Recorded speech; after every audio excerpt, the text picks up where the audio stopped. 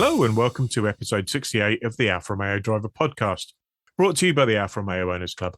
I'm Guy Swarbrick, and this week we're going to take a look back a week or so at an event that's always a highlight of the classic car year. So I am at the NEC Classic Motor Show in Birmingham with Ian Brookfield. Good afternoon, Ian. Good afternoon, Guy.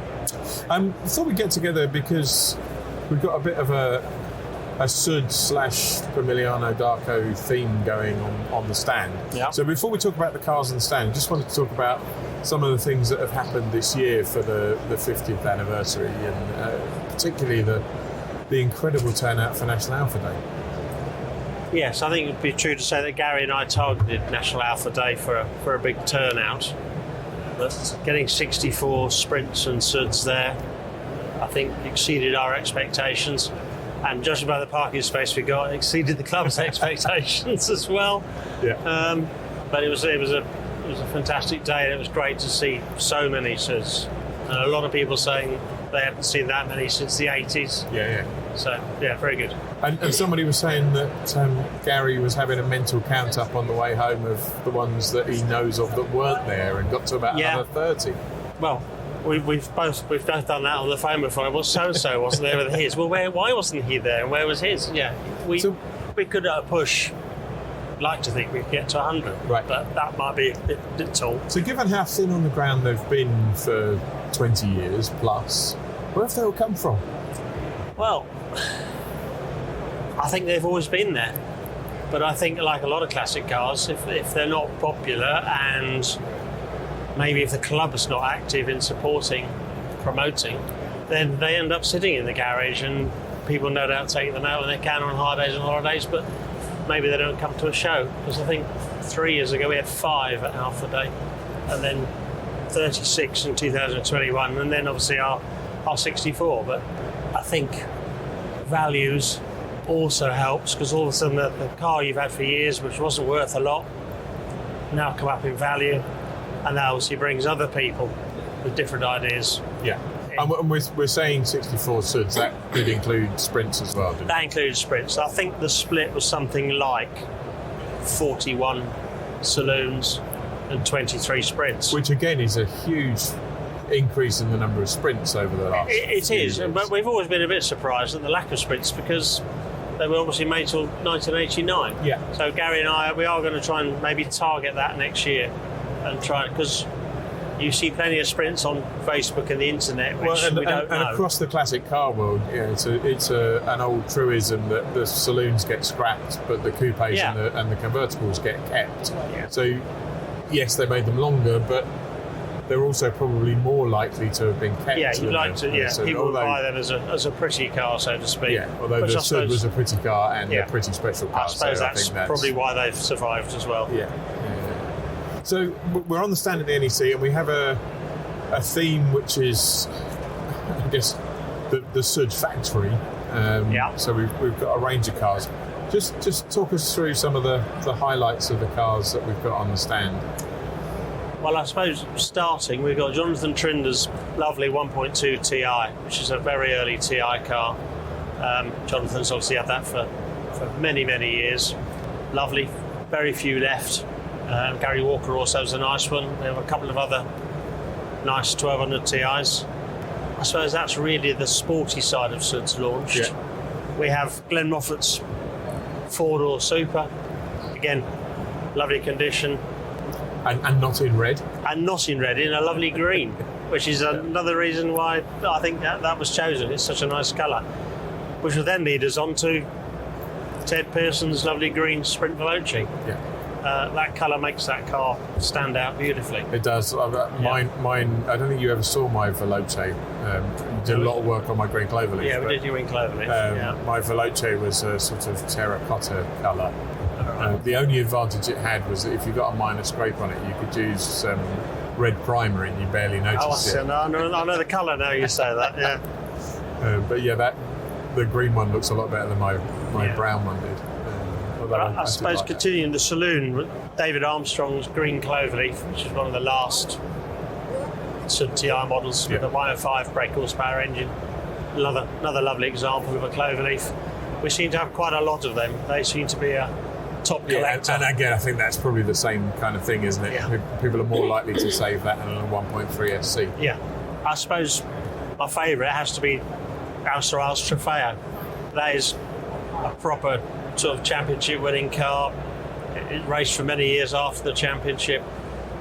It's untouched and hasn't been seen really very much on display, so it was really nice to get that here. Yeah, I know we had a journalist from one of the classic car magazines here yesterday who was excited because he's seen a Sud that he hadn't seen before. Yeah, that is, as much as seeing the ones on a regular basis is nice, to see one that you don't see very often is very special. Yeah.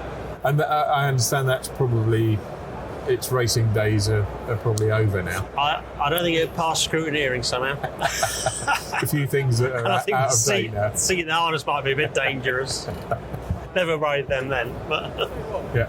So that leaves us, I think, one and a half more Suds. Probably the Red Sprint next. Yes.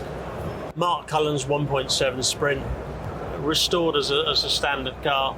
The paint job's beautiful. It's actually resprayed in 2009. He's had the seats recovered, almost 99% original. Looks beautiful. Really a really well kept car, and a credit to Mark. If I was here tomorrow, I might try and drive off before he comes to pick it up. Yeah, it is really nice. You see so many sort of ratty ones, and that is really nice. All the right bits on it. Yeah, and then I rather cheekily said a half a Sud left, but it's a rather nice car, isn't it? It is. The 33. Lots of people have asked me about it, and I'm not a 33 specialist. I've had a few. I've raced one, but that's a really nice car, and that's the one to have. That's 16 valve, the late shape, 4-wheel drive. Yeah. Got the discs on the back. And again, I think there are very few 33s left, but disproportionately permanent 4s amongst the ones that are left, because that's the one you'd save. I certainly know of one down our way, a white one that's just been restored, and the guy restored it simply because he loved it. Yeah. And there's definitely another red one, I think, that Craig Percy. We were quite surprised how few there were at National Alpha Day, because although we're all Sud people, no one's got a bad word for a 33 amongst us. They were perhaps never quite had the styling the Sud had, but good car, great race car. Talking about cars that were maybe a bit less popular, just going to pop off the stand before we get to the last two on the stand, because there's one other related car at the NEC this weekend. I think I know the one you mean. Which is a white Cherry AROC. They affectionately known as the Charner. The Charner, yes. The Charner. I think the fact that Dave Roberts and I think Ian Brookfield have done such a nice job restoring them, you have to give them credit and respect for that.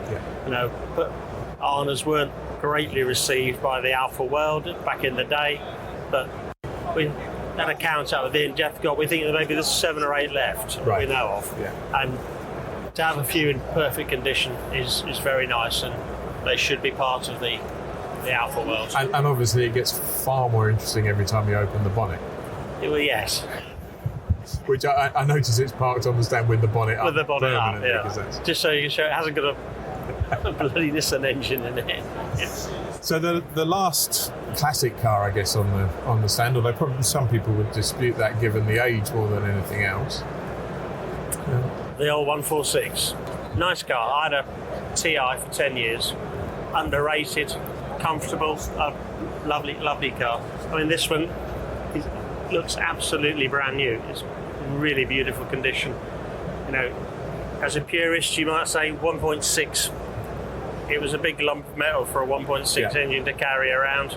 I was in the dealer network when they were new, and it was very strange opening the bonnet and seeing a Sud engine in a 146, I've got to say. But no, that's a lovely example of a 146. And again, a lot of people talk about 145s. 146 is a delightful car.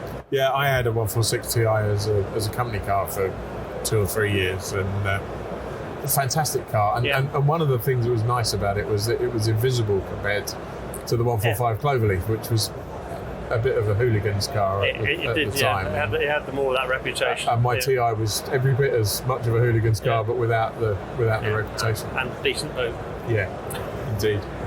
And then the last car, just because it's from the same factory and because we wanted an excuse to have a new car on the stand, is the Tonale. I mean, I've had very little to do with modern Alfas, really. We've had a sit in it, we've been in the boot, things like that. It looks like a really nice, well-built car. Been a few discouraging write-ups on it, but I can't see maybe the usual Alfa journalistics write-up. Yeah. And it's had a constant stream of people looking at it on the stand. People have been all over it, haven't it? John's been opening the boot, the bonnet. It's, I think it's a very, very pretty little car. Yeah. So if you had to pick one car from the collection on the stand, I'll be taking the old Trofeo home, I think. Yeah, I guess so. It'd be a toss-up for me between that and Ted's Sprint. Ted's Sprint is lovely, and the others. Have them all. So it's been a good year for the Register. It has, As you talked about the fact that it might just be possible to get 100 cars together. Any plans for the 51st anniversary? Because it's a long time to the 60th. It is a while. Gary and I might be a bit too old. Someone else might have to take over. No, Gary and I have had a few initial discussions about what we're going to do. I suppose we need the venue to be confirmed. But I tried to get a few more racing ones there, because obviously racing's in the blood. But we got 3 there. But I'd like to just try and encourage a bit of performance. Suds. And maybe have like we tried this year with the Arnas and the 33s, to try and get all those Arco cars together. Yeah. And there do seem to be more racing cars coming out of the woodwork as well. There was one in the HRDC at Festival Italia that I hadn't seen before. The little yellow one? Yeah, the yellow one. Yeah, that's a Bugatti car. Guy bought it from Italy. Never had an Alfa before, doesn't it? When we spoke to him, he didn't know what a Giulia Super was, so we were kind of, okay. But I noticed Arta Mazzuri had signed the rear window, and I'm not sure he knew who Arta Mazzuri was, really. I think he was a bit lost on what I was saying to him, but he drove it well. He did drive it well. It's only a 1300, and it goes... He had a bit of a tangle with one of the Alfettas early on, one of the Nords. Yes. Yeah, it's one of those Nord and then a fantastic storm through from the back. He's a good driver, and that's a fast little car. Brilliant. Okay, so Ian's talked to us around the stand and mentioned the Alfasud 1.2 Ti belonging to Jonathan Trinder. I now have Jonathan with me. Hello. Good afternoon, Jonathan. So tell me a little bit about the car and your history with it, which I think we're here celebrating the 50th anniversary of the Alfasud. Yes, it doesn't go quite that far back, but no. Not far off. So my car is coming up to 47 years, and I've had it for just under 46 years. So it was 11 months old when I bought it. Nominal mileage. It was February 1977. And I'm quite convinced that the hot, dry summer of 1976 played a part in its early preservation. So you dried it out and desiccated it. That's right. There wasn't so much rain around, not so much wet roads. So yes, I was specifically looking for an Alfasud TI at that time. I just moved to North Yorkshire, actually York, from South Wales. Wow.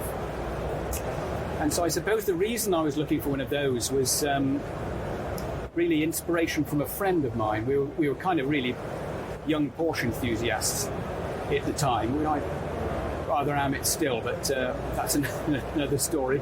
Perhaps not best for this channel, but here we go. So I was with a couple of fellas following the RAC rally in November 75. We were sat at the side of a stage somewhere in a friend's car, and we were talking about what might be good cars to chase an RAC rally around the country. And one of the obvious things sort of came up, like an RS 2000, a 911S, and then this friend of mine said, or an Alfasud TI. Now, I hadn't heard of the Alfasud at that time, not heard of it at all, so never really paid much attention to Alfa Romeos. But when I sort of looked into the design spec of the big inboard brakes, the low-slung flat 4 engine, got a bit of a penchant for sort of horizontally opposed engines. And of course, there is a Porsche link with there is with Friska. Friska, yeah, that's right.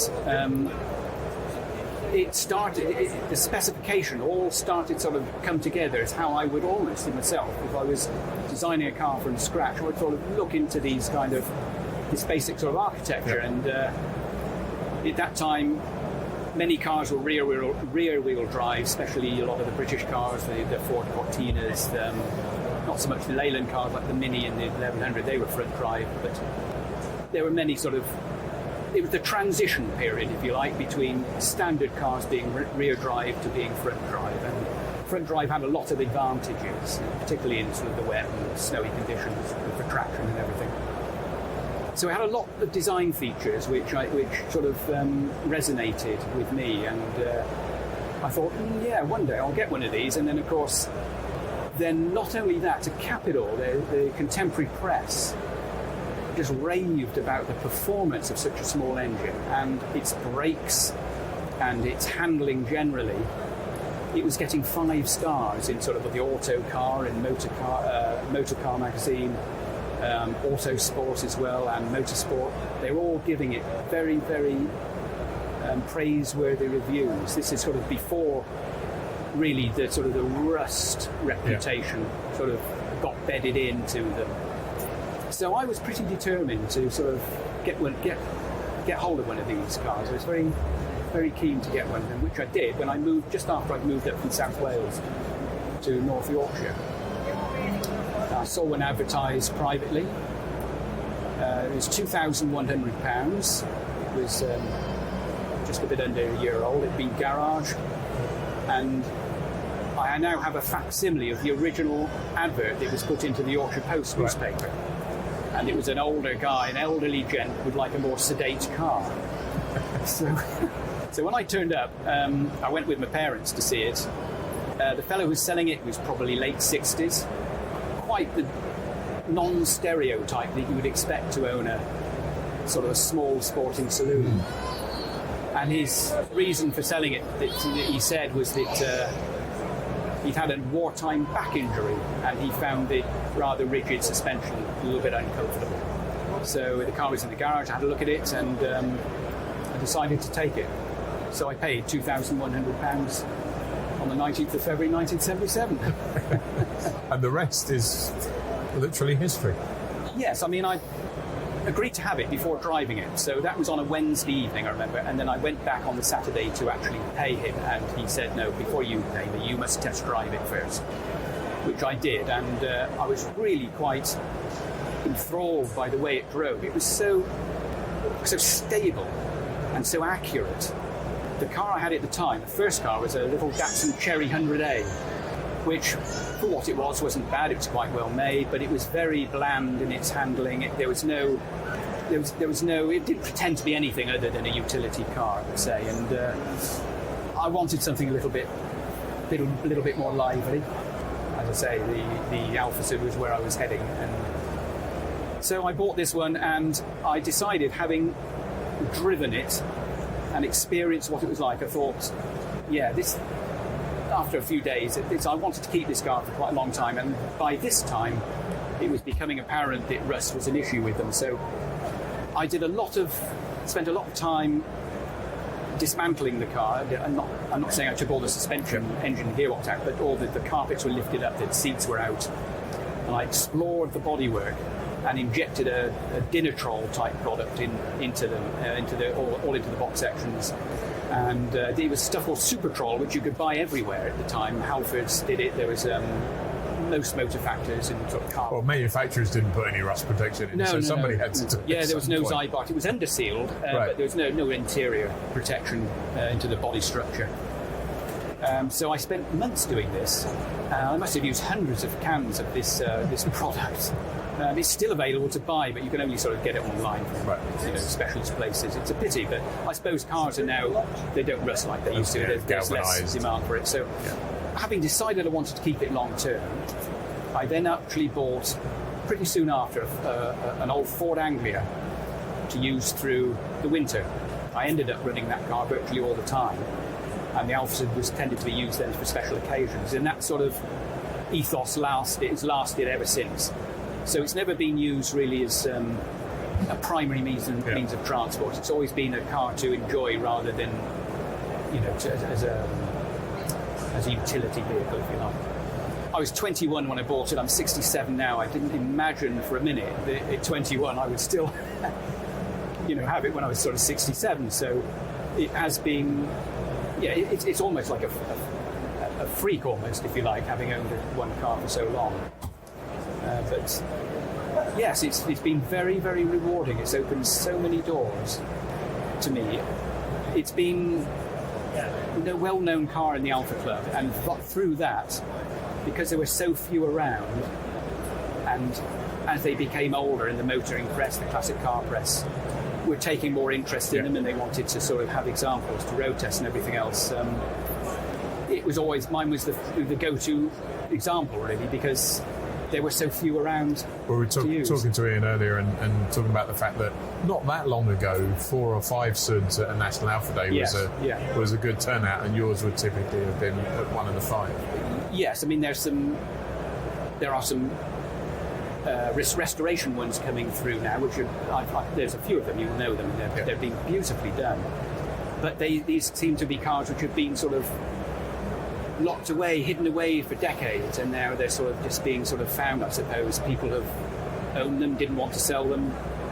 Perhaps they've been MOT failures, and they've just been lying in lockups and wherever, and now they're finding their time again. Well, and interestingly, a lot of them are of an age that they were taken off the road before Sawn came in. Yes. So we're actually seeing the numbers of cars that DVLA know about going up every year, right. which is a slightly bizarre phenomenon. So it's strange when you used to have sort of 30 cars, and now you've got sort of 60. Yes. It doesn't seem to make sense. You'd think that how can they? There's about 200 SUDs and Sprints between them. Yes, yeah. Although about 100 of those are on Sawn most of the time, I think. Yeah. So, So yes, I've had quite a few magazine features. It's been very rewarding. Some of them have been quite extensive 2-day photo shoots. He was also on BBC Top Gear programme as well many years ago. Tiffany Gell drove it. That was one of his first assignments with Top Gear. That's before the Clarkson era. Yep. It was, I think, William Woolard fronted the programme at that time. So I had a day out with the BBC. That was quite an interesting experience. Yep. And they paid me £200 for that. That was in 1987. So that was Cars of the Decade, they were called it. So it was like a little series running within the main series. And then they put all the Decade cars together in one programme in 1988. And so the extract of that can be found on YouTube. You can find it on YouTube. I think in a way, the accolade for me in terms of publicity was an auto car pullout. They did a special feature on 10 best drives. Few, if any of them, were actually British cars, but so 10 best cars to own as driving entities. And I got a phone call from Autocar, and I was rather surprised. I thought someone was, playing a bit of a joke, playing a bit of a wind-up, because there was going to be a Ferrari 250 GTO, an Aston DB4 lightweight Zagato, a Ferrari F40, a McLaren F1. Oh, that sounds like the right sort of company to me. 2.7 RS lightweight Carrera, 2 Lotuses, a Peugeot, the 205. My Alfa's at the 205 1.9 GTI, my Alfasud, and a Caterham 7 JPE, the one which had the Vauxhall touring car engine at the time. So this was about 1995. I've actually got the article in the boot of the car. But one of the photo shoots was all those cars grouped together for the front spread of the magazine, which was a separate pull-out, a supplement. And the Alfasud was right in the centre, with the McLaren F1 next to it, the F40, the GTO, just behind it, the Zagato Aston. So that kind of really was, the car almost looked kind of, to me, almost at that time, looked misplaced, because it was in such, almost you could say hallowed company And interestingly, the 250 GTO and the Zagato were valued at, then the 250 GTO was valued at $3.5 million, and the Zagato at $1.5 million. They were both owned by Anthony Bamford, and they were driven up from Gloucestershire, where they were kept, by two of his resident mechanics. So they weren't trailered, they were all driven up. So I had an opportunity to be passengered in the GTO, the 250 GTO. So this is where I'm going back to how the car has opened sort of so many sort of doors, if you like. And they wanted a group of cars to go to a photo shoot. They didn't want my Alfasud at the time, so I catched a lift to watch it being done in the JPE, which was possibly the fastest car I've ever been in. He gave a lift back to someone else where we were based on the North York Moors, and I just got a lift back in the Ferrari, and it was a real revelation, because you think a car of this value would be all, well, I knew it wouldn't be nice or luxuriously fitted out, but it was really very workmanlike, very basic inside, because of course it's a race car, it's not a road car. So, and it wasn't driven hard by the fellow who was driving it, and all the panels are flapping around, and you could see through the door gaps, to the outside, the wind noise. So it was, it wouldn't have been a very good road car really for any distance, but of course that wasn't its intent. But yeah, it was an incredible experience, really, if you're into sort of this, if you have this as an interest. It was, great. Something I'll look back on, never forget. And in terms of the car today, in terms of mileage and originality, how original is it still? It's almost all original. Really, the only paintwork it's had done is the bonnet. I had that professionally done about 4 years ago. I repainted the wheels with cellulose. I tried to match what the wheels had become. Over years, they darkened slightly. Right. I think they were powder coated, I'm told.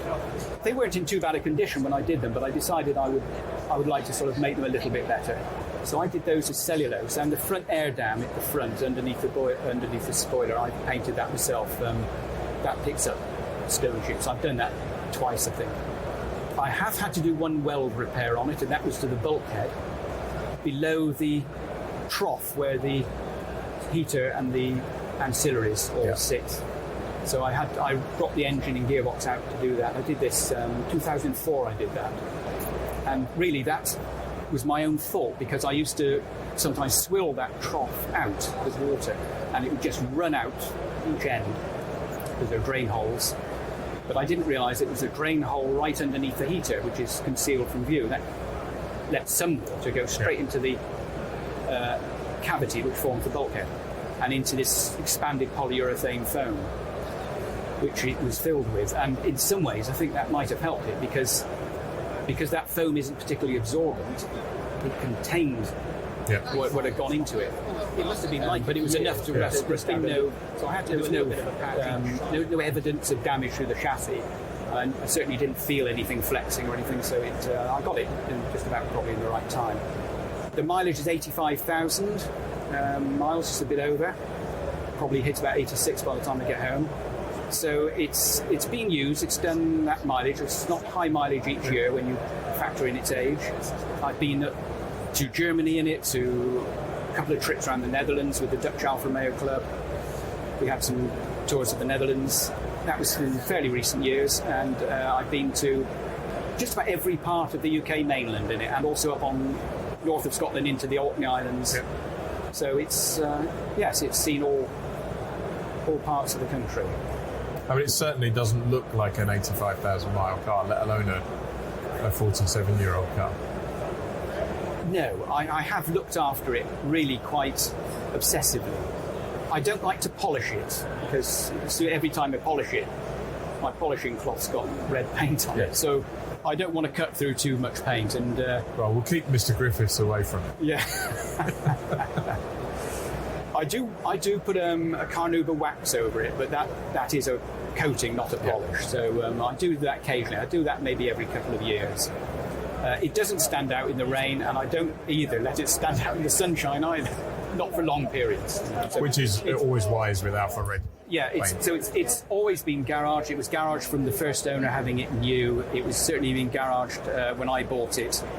and I've always kept it in a garage ever since owning it. So, and it's not run in the winter. I don't take it out onto wet roads.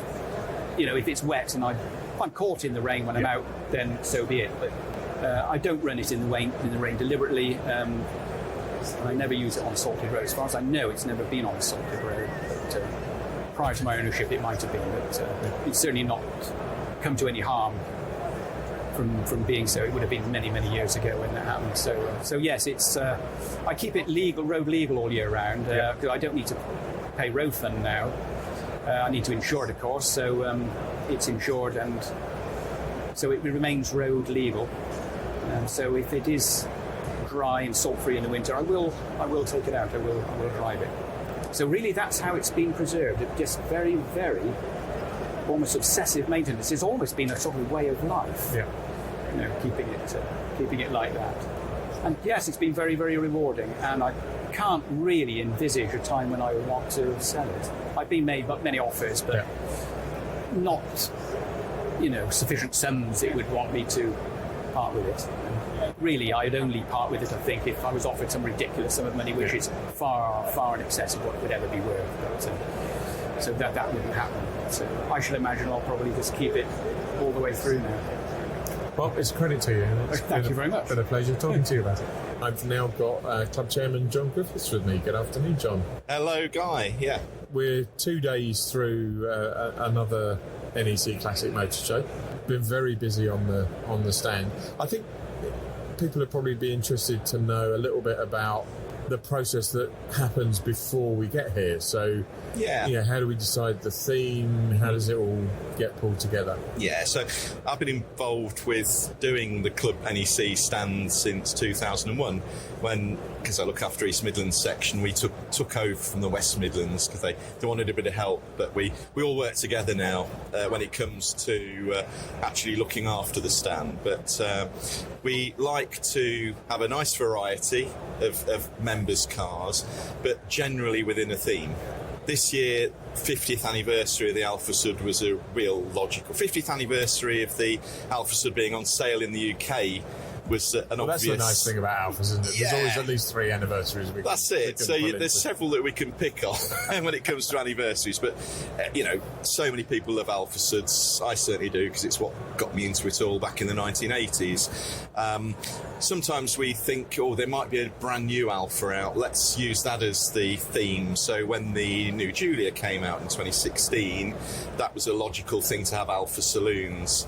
And then if there's an anniversary of the club, a big one, often we'll do that and let's have the cars of the decades that the club's been running. Or then there might be a spider element to it. Let's have all the spiders and so on. So this year was relatively straightforward in let's look at suds. So we could easily have put 9 just Alpha suds on the stand of different varieties, but we thought we'd go a little bit broader than that, and then we brought in all the boxer engine vehicles, and of course we've got the Tonale with a tenuous link of it being built at Pomigliano. But it's not that tenuous, it is the same factory. It's the same factory, only rather different, I imagine. Yes.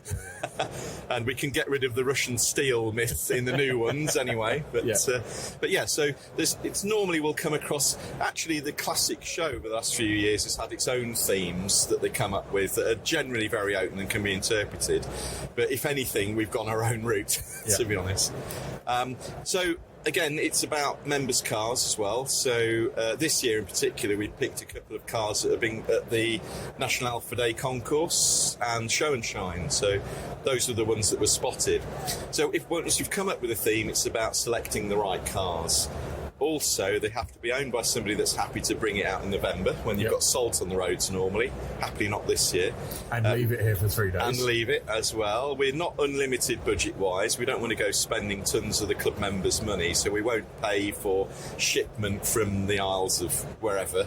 In the odd instance, we will do if there's a very special car that suits perfectly, but we're really after people that are keen to drive their cars and be a proper part of it. So that doesn't mean everybody comes with within 20 miles radius of Solihull. So, we've often had, last year we had some fabulous cars from as far as Kent, and we've had some from Scotland before now. But it's about the car, it's also about the person, and are they able to make it? Can they stay with it for 3 days? Do they want to stay with the car for 3 days? And that really helps with it. So well, it's almost 4 days as well, isn't it? It is. You've got arrive on the Thursday. Exactly. You've got the full Thursday setup day when it's quite fun to see it all come together. So, because we arrive and there's just a bit of plastic-covered carpet down and an empty hall, which is a bit of a shocker. And then you think, goodness me. Or by the time we get to lunchtime, normally on that Thursday, the cars are all in position nicely and we've polished them up and ready to go. But then you come back on the Friday morning and all of the gangways are carpeted and it looks like a proper show then, and it's super, really enjoyable then. So that's the kind of way we do it. What's coming next is often asked each year. What are you going to do next time? Well, for next year's show, there's nothing in mind yet. And I'm thinking we've done the little cars, maybe we'll go for the bigger capacity Alphas. And this is the thing. This year we've not had as many people as I thought come up to us saying, why haven't you got any Spiders? Why haven't you got any Montreals? You get the odd one, but when Alfa have made over 100 models, it's very difficult to keep everybody happy.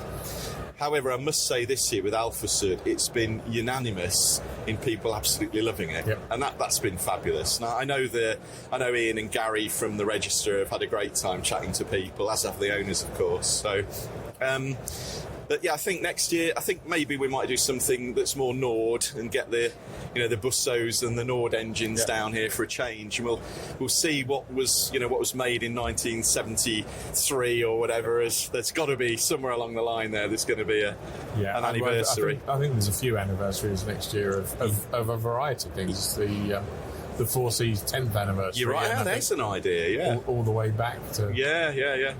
Oh, certainly. I'm sure there were things 63 one. I'll just have to get my diary out to remember, but crib sheet. But the other thing I was going to ask you, because it's a massive show. Yeah. Was what else you'd seen, but you just told me that you've not actually managed to get off the blue carpet. In 2 days.